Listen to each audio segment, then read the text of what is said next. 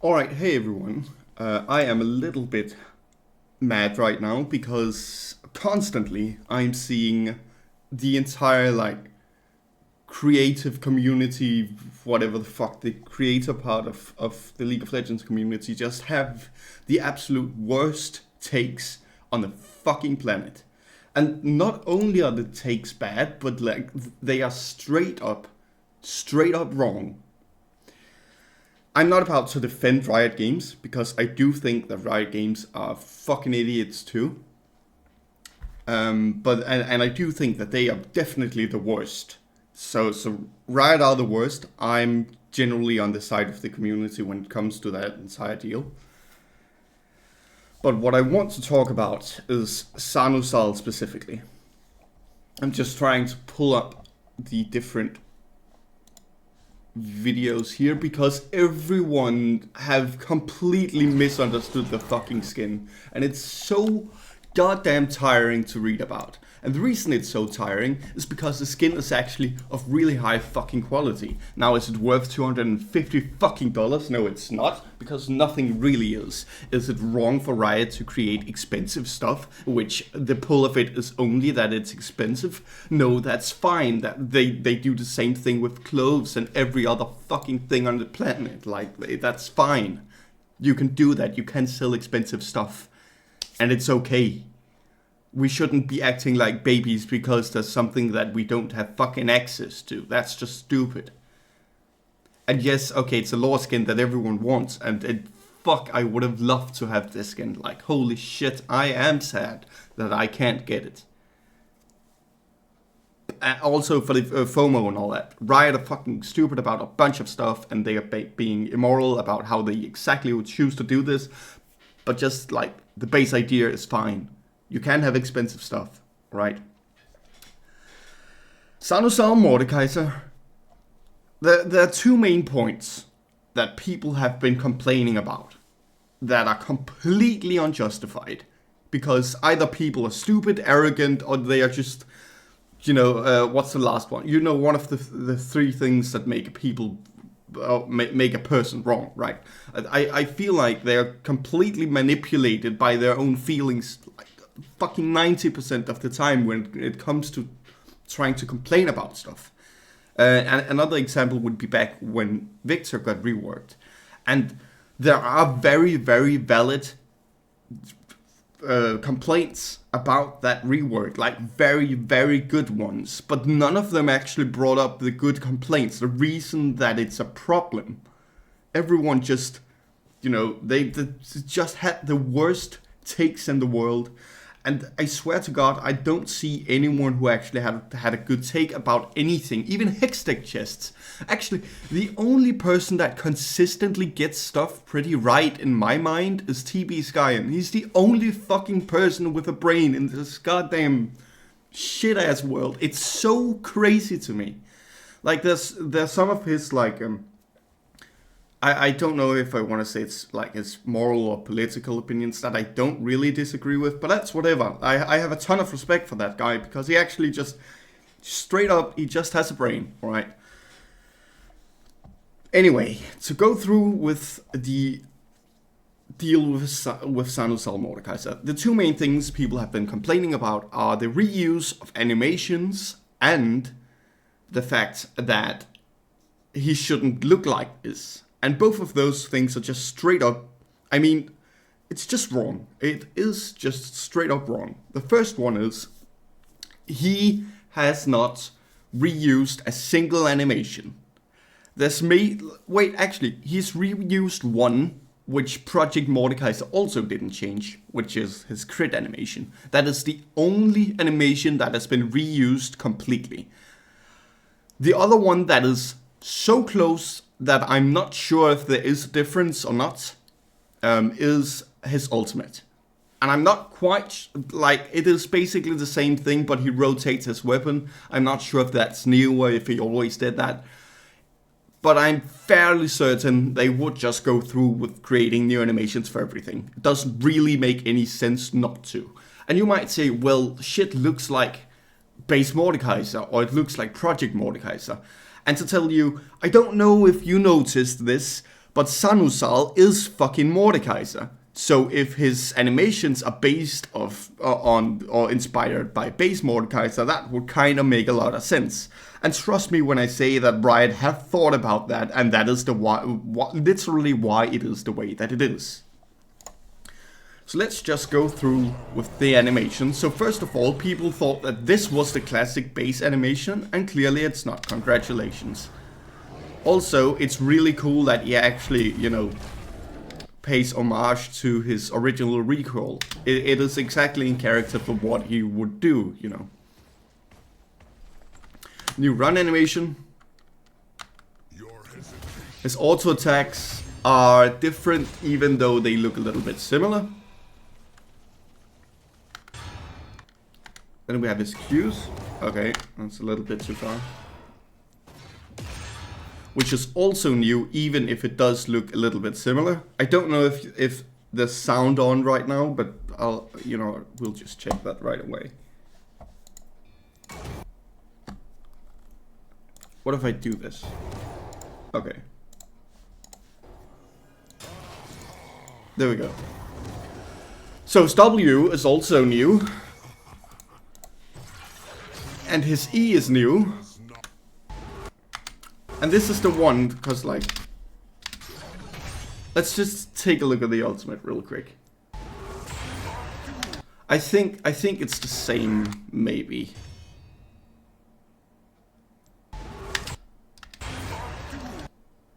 If it is different, it is very minuscule. Would it have been cool to like have actually a different animation? Yeah, it would. It would. But it's not necessary for me for the skin to be cool itself. But it is true that it could have probably been different, right? But there's also, I assume there are some limits about what they can do with his ultimate animation, because it's such an important spell and people sort of have to understand what is going on, right? Otherwise it would be just pay to win. An example would be, and I know this is an unfair matchup, so it's not to defend Fiora, but like, if you play Fiora, you want to know when to use your fucking W, right? So there are gameplay considerations for this. And that's what also leads me to believe that the ultimate is actually a new animation. It's just very, very similar. I swear to God, the music is so fucking good.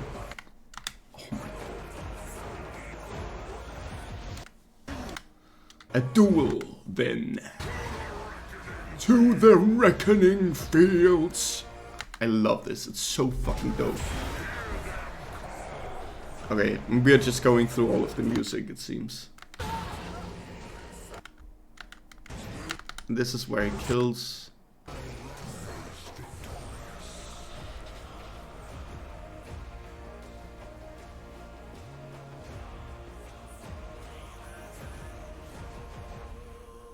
Oh my fucking God. Chills, chills. Okay, so his emotes. That one was new. This one is new. It's really cool, by the way. That one is new.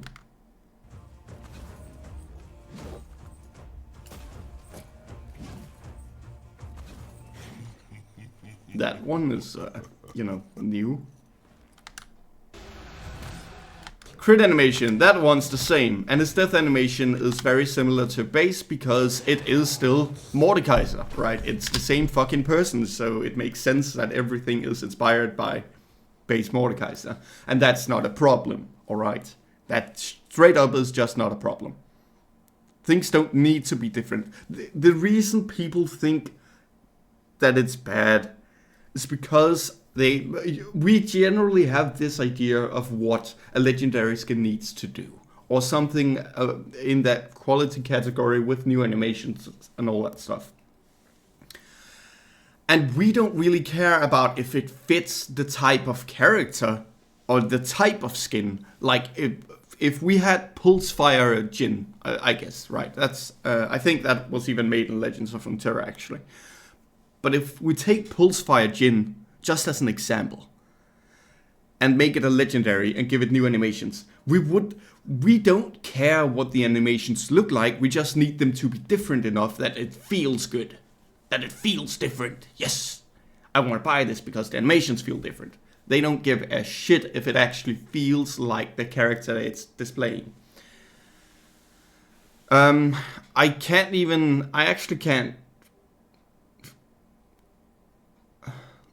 think of a skin off the top of my head that doesn't really do this, but there has to be some, right? There has to be some skins that just don't make any sense with the animations. I think the recent Gen Legendary with this Year of the Snake one, the Mythmaker, I think it was. That one is just kind of like, why? I mean, it's a thematic where it's like, okay, what do you actually do with the animations? And the answer is probably just making it somewhat, Asian tradition related, right? And I don't remember if they did that, but I don't think they did, because I think that skin specifically kind of actually reused animations, and that one actually genuinely did some pretty bad stuff. And some of the other skins earlier have also done some pretty stupid things. But Sahn-Uzal Mordekaiser is not among them. Alright? The other thing that people really hated is the fact that he's not wearing armor. Or at least not in his space form. And then there's also the fact about his skin evolving. And I get the part about the evolving thing, because that is generally a gimmick of expensive skins, and this one is expensive, but its evolving, or rather its evolved part, is very, very low effort, right? Generally, I think I don't really care. There's nothing that can justify the price when it comes to the technology and the straight up value of the skin. There is absolutely nothing that actually justifies the price. I mean, you could theoretically do it, but it would be so insane and so fucking wild that it wouldn't really make sense. But because the price is never justified, I don't care about the actual amount of stuff going on with the skin. The reason you want to buy it is because it's expensive, or because you really want Sahn-Uzal Mordekaiser. And that's what makes it bad that they have combined these two things in one. Because Exalted skins should only ever be appealing because it costs a lot of money. Like, that's why you want it. Having Sahn-Uzal be that is that's a scam to try and pull money out of people. The same way with the Faker skin. And the same way with Arcane Jinx, right? And the same way with the Asian community and Mythmaker set, right? Or whatever it's called. It's something snake, something whatever. So yeah, I don't mind that it's not evolving as much as we probably would have liked. I think the base skin is great in itself. I don't even think I would have cared if it didn't have an evolve, even though, yeah, these skins are supposed to have some kind of extra gimmick. I actually sometimes find the extra gimmick just kind of tedious. But sure, I understand why people are annoyed by it. One thing I really do like is the fact that his ultimate changes and generally his spells changes when he reaches, like, I suppose it evolves with kills. So when he reaches a lot of kills, I think that's fucking cool. So I am pretty happy about that. But yeah, I understand at least if that's your complaint. But the part about him being armored doesn't make any sense.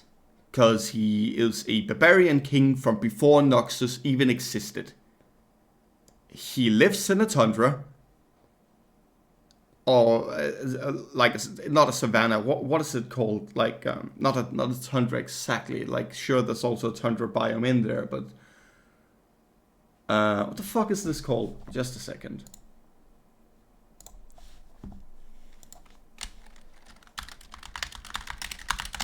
I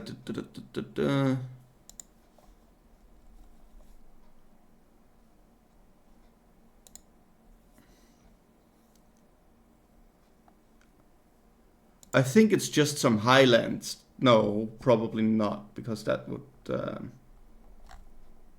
that would be mountains, Okay, whatever. I'm just gonna say tundra, and you know what I mean. It's like a meadow kind of thing. Anyway, that is where he lives, and he's a brutal warlord with a warband, and he fights other tribes that live there. So tribes, okay, so if that's what we know about Sahn-Uzal, then we must, assume that he's a barbarian, which we also shown and told. Alright, so he's a barbarian king, sure. So what does a barbarian and what does a king look like? And does he look like he could be both? Oh shit, wait, he actually does. He's a really, really competent and really good version of that too. Wow, that's so interesting. And then the question becomes, well, what about his hairstyle? Some people have disliked that, and that's the entire Genghis Khan story, right? And the Mongolian thing, and that's also why they have the throat singing, I suppose. The one thing I actually disagree with is I don't know if they explicitly made him Mongolian. I think it's on purpose that it's very, you can't really make out what race exactly he's supposed to be. But I don't think it makes sense in Runeterra specifically because Valoran, which is the European continent, and Ionia, which is the Asian continent, are separated by water, by a body of water. So it's like the chance that they would have any kind of mix of the two races, or just in general have Asian influence on Valorant itself, doesn't really make a lot of sense. You can always just say, oh, there is no reason, just go with the flow, right? But it's just to say that it's not important for him to be Asian in any way. I've seen a lot of people try and expect him to be kind of Asian-ish. I think being European works really well for him. I think the red hair is really cool for him. And once again, it's like kind of Genghis Khan inspired. The entire deal with Genghis Khan is also, I think it's bad to just completely copy and just go like, oh yeah, we just take this person from history and put it into the game. What is superior in my opinion is just taking inspiration from that and putting that into the game, right? And that's what I believe they did. So I wouldn't have wanted him to look exactly like Genghis Khan in any way. But be inspired by is always good. Anyway, his armored form we also get with, by the way, the 2D flames coming off of his head as his hair. Like, that is so fucking dope. That is so cool. But here you have it, guys. If you wanted armored Mordekaiser, it's in the ultimate. And you might say, well, I wanted it all of the time. I wanted it all of the time. And that's just, yeah, sure. I understand that. Because it is just fucking cool. But I think, first of all, it's probably pretty bad for readability if you do something like this where it's like completely extraordinary. I don't know if I'm probably not right about it. You could probably make it work, honestly. But I think it's a little too extra to have this be him all of the time. I think that's a little much. So I'm actually fine with it just being in the ultimate. But also just, I like the base version. I think the base version is good. And I think it's, yeah, I don't think there are any really good arguments for it being bad, apart from personal taste. If you wanted armored up Mordekaiser, then yeah, sure, I understand why you're unhappy with this. But this is what Sahn-Uzal, like, this is probably the best version of Sahn-Uzal that I've seen. Like, everything just fits together and it makes sense. It's nice. It's a good lore skin. It's really great. And the people that kind of dislike it for the armor part, it's just like, well, do you understand what it is supposed to be? Because it doesn't sound that way. And you wonder, oh, but I wanted Mordekaiser when he was alive, but still in his armor. And it's like, but yeah, okay, sure, but you also kind of did get that, but that's not what Sahn-Uzal was, right? So, sure, this is yours, right? And there's no good answer. There's no good answer. I understand why you did like this, because it is really fucking cool. But him being a barbarian king and having his base version is actually quite important for the character. Could you make the skin as just completely armored up all of the time? Sure. I think that it fits better and the skin looks better and feels better and is contextually better when he also has his base form. But my point is that it is not something that you can throw against the idea of the skin or the skin quality. It is something that you can throw against what you wanted, right? That's a difference. This is a very good version of Sahn-Uzal. He doesn't have his armor all of the time. That's what you wanted. All right. That is what we complain about. Hey, we wanted the armor all of the time. Hey, we... Okay, I suppose that is what people complain about. But like, you gotta have the right reasons down, right? Otherwise, we're just straight up wrong about stuff, which is relevant because it might make people make bad decisions and stuff like that. Anyway, rambling on a bit too long here. His voice is really good. It's basically just Mordekaiser without filter as he was alive, and it's just cool. His splash art is really cool. What else is there to say? I think that's it. Let me just see if there's anything, because I feel like I had a final point. I feel like I had a final point.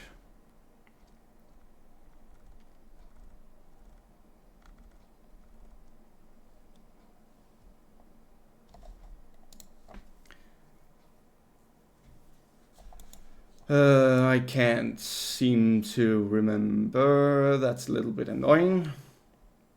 Oh well. I'll end it with this then. Keep in mind not to listen to all of the stupid people that say the animations are straight up the same, because they are not. They are not reused. You can complain about them being inspired by or being similar to the base version if you dislike that, but it does make sense for the skin to be that way. So that's up to interpretation whether you like that or not. I think that it's really cool that it's inspired by base Mordekaiser because it is Mordekaiser. If you don't like that because you want something more unique to spend your money on, then sure. And the other thing, of course, it's if you're sad about him not being armored up all of the time, I'm sorry for you. He has a bunch of skins where he is armored up all of the time, and yeah, maybe you wanted the lore skin where he was armored, but he has it in his ultimate. This, you know, I can't say anything else. It doesn't go against the quality of the skin or the idea that it's supposed to be. It just goes against what people kind of want, and those are very two different problems, right? So it's not it's not really on the skin itself, right? Those are the two main things, and I hope I enlightened you just a little bit. Have a nice day, and also cut Sahn-Uzal some slack. It's a really good skin, all right. Exalted, fair enough. You can complain all you want about that, okay? That's fine. The Hextech chest, complain all you want. Like, even though I don't like my opinions on all that stuff is a little bit different to most people, but I don't mind that people complain about it because it is a problem with how they run their company, Riot, right? So keep going at them for that. But the Sahn-Uzal thing, that has just been the scapegoat for a lot of bad stuff that Riot has done, and we should be aware of that. All right. Have a nice day, and I hope you enjoy it and that Riot does something that you like, because it seems like they've done a lot of stuff that nobody really likes. Anyway, see you guys.